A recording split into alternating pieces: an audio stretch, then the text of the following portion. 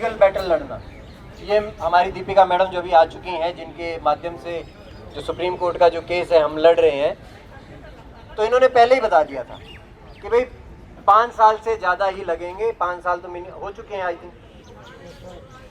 और बहुत लोगों का तो ये प्रश्न था कि भी 5 साल बाद क्यों जग रहे हो वापस। आपसे किसी ने पूछा होगा कि एकदम क्या हो गया सडनली। देखिए, इसके ऊपर मैं आपको एक स्टोरी सुनाऊंगा, लेकिन उससे पहले मैं आपको पूरी भूमिका बता देता हूँ, पूरी हिस्ट्री बता देता हूँ कि ये शुरुआत कहाँ से हुई। नेगेटिव विचार हर किसी के मन में आते हैं जब इतनी लंबी बैटल चलती है, आने जरूरी है, लेकिन आपको उन लोगों के बारे में भी पता होना चाहिए जो पहले दिन से आपके साथ खड़े हैं और आपके लिए लड़ रहे हैं, लेकिन आपके सामने कभी भी आए नहीं। सीआईबी की मीटिंग में एक रूल बना दिया गया, कंफर्ट का हवाला दिया गया। हम विज्ञान के विद्यार्थी हैं, आप कहीं पे भी नहीं पाएंगे कि comfort has any relation with gender, कहीं पे भी नहीं पाएंगे। अभी तक जो हम लड़ाई लड़ रहे थे ट्विटर के ऊपर, हम उसमें हमारे सब्जेक्ट को कहीं ना कहीं छोड़ रहे थे। हमें लेकिन पता होना चाहिए as a nursing student, as a nursing officer, कि जेंडर का कोई रिलेशन नहीं है कंफर्ट प्रोवाइड करने में। आप एग्री करते हैं इस बात को? 2024 में WHO ने भी यही बोला और पूरे विश्व को बोला कि जेंडर बेस्ड पे नर्सिंग के अंदर किसी भी तरीके का कोई रिजर्वेशन नहीं होना चाहिए। ये रूल पॉलिसी बना दी गई।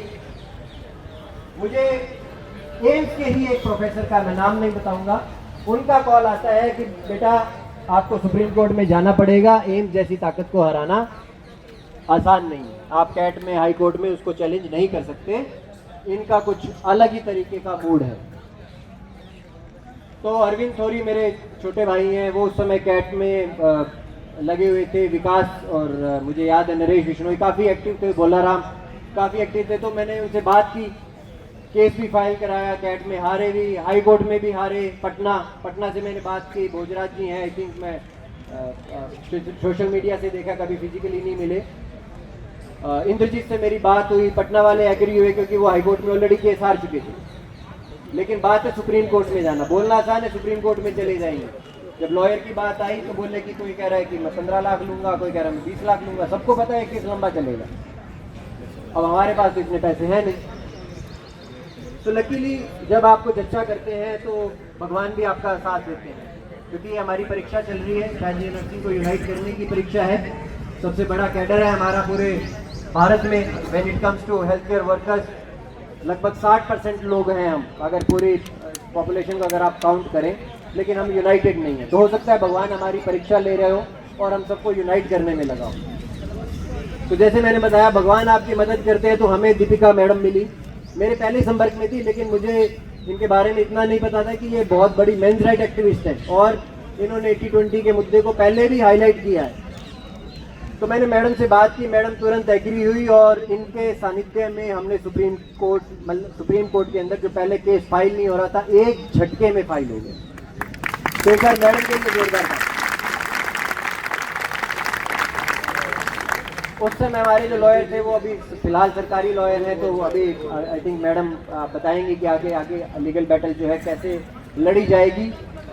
समय बहुत क्रूशियल है हमारे लिए। अब लोग बोलते हैं कि 5 साल बाद क्यों जगे हो, इससे क्या हो जाएगा। तो मैं एक स्टोरी सुनाऊंगा 2 मिनट की, उसके बाद मैडम संभालेंगे माइक। कि किसी ने मुझे बताया, एक स्टोरी मैंने सुनी, किसी के एक मंत्री जी हैं, केंद्रीय मंत्री, उन्होंने एक प्रोग्राम में वो स्टोरी शेयर की थी। आई थिंक मुझे लगता है कि आपको वो सुननी भी चाहिए और समझनी भी चाहिए आपका रोल क्या है इस लड़ाई में। उन्होंने बताया कि भारत में जो सबसे बड़ी इवेंट है, आप भी एग्री करेंगे कि वर्ल्ड कप का फाइनल मैच है और भारत पाकिस्तान की टीम है। आप एग्री करेंगे उससे बड़ी कोई इवेंट हो सकती है? इससे बड़ी कोई इवेंट नहीं होगी। चलो अच्छी बात है, आप इस पर एग्री कर रहे हो, पाकिस्तान का नाम आते ही एग्री हो गया। और फाइनल मैच हो और 49 ओवर का सेकंड पारी का खेल खत्म हो चुका हो और भारत के 9 विकेट गिर चुके हैं। अब आप सोचिए सिचुएशन क्या होगी। जस्ट एक बार रियलाइज कीजिए कि हमारे दिल की धड़कनें, हमारे इमोशंस हम कुर्सी पे नहीं बैठ पा रहे होंगे, पानी नहीं पी पा रहे होंगे, खाना तो और घर में लड़ाई हो रही होगी बस, और लाइट वाले को गालियाँ दे रहे होंगे अगर लाइट चली गई तो। ये तो शुक्र है थैंक्स टू हॉटस्टार, और अब इंटरनेट भी काफ़ी इजीली एक्सेसिबल है, तो आई थिंक सभी के मोबाइल में है। तो अभी वो वाला विषय तो चला गया, लेकिन कुछ जगह तो वो भी होगा। तो आप सोचिए 49 ओवर का खेल हो चुका है, आपको लास्ट ओवर में जीतने के लिए 7 रन चाहिए। हमारी सिचुएशन वही है कि 5 साल चले गए लेकिन जीत हमारे नजदीक है, कभी भी हो सकती है। अब अनफॉर्चुनेटली या उसको बोल लो लकीली, कुछ भी बोल रहा हूँ, कि सिराज स्ट्राइक पे है और विराट कोहली नॉन स्ट्राइक पे। अब आप सोचो सिचुएशन क्या होगी। सबके दिल धक धक धक धक, बस आउट ना हो जाए। कोई प्रार्थना कर रहा होगा, कोई कह रहा है मैं पानी पिला दूंगा, कोई सिराज तेरे मसाज कर दूंगा, फिजियोथेरेपी, और कोई समझा, कैप्टन कुछ समझा रहा होगा, कोच कुछ समझा रहा होगा। सब अपना अपना दिमाग लगा रहे हैं, तो ऐसे खेलना वैसे खेलना, और सिराज भाई से 4 बॉलें खाली निकल जाती है। अब आप सोचो और क्या सिचुएशन होगी। तो वो सिचुएशन आज हमारी जस्ट टच करके 5वीं बॉल डली, सिराज भाई ने कहीं न कहीं से एक सिंगल चुरा लिया। अब थोड़ी उम्मीद की किरण नजर आई है। वो सिचुएशन आज के आंदोलन के बाद हमारी।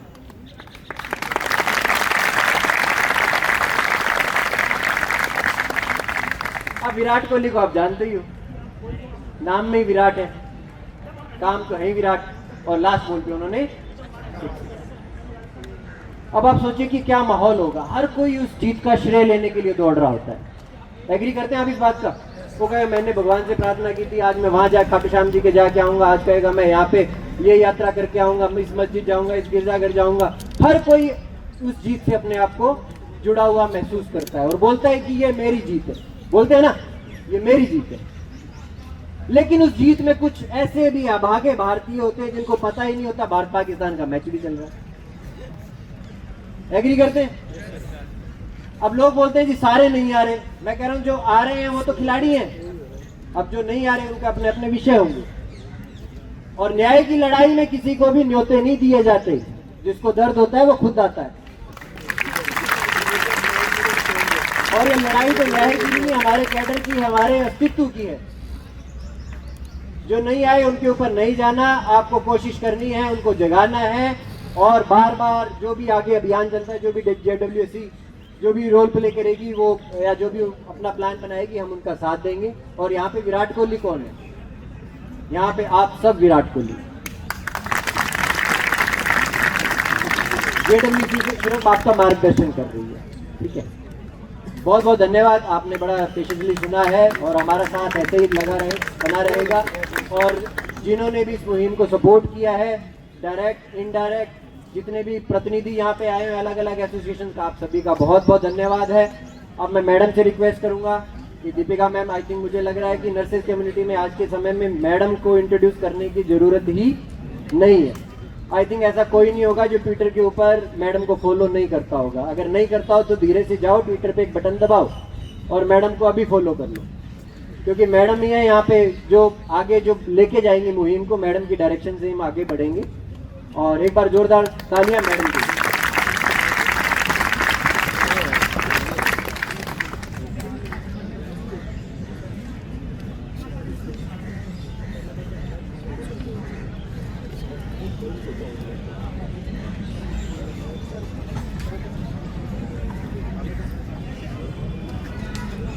आप सभी को मेरा बहुत बहुत नमस्कार। मेरा नाम दीपिका नारायण भारद्वाज है। मैं डायरेक्टर हूँ एकम न्याय फाउंडेशन की, और पिछले 13 वर्षों से मैं पुरुषों के जो मुद्दे हैं उनके ऊपर भारत में काम कर रही हूँ।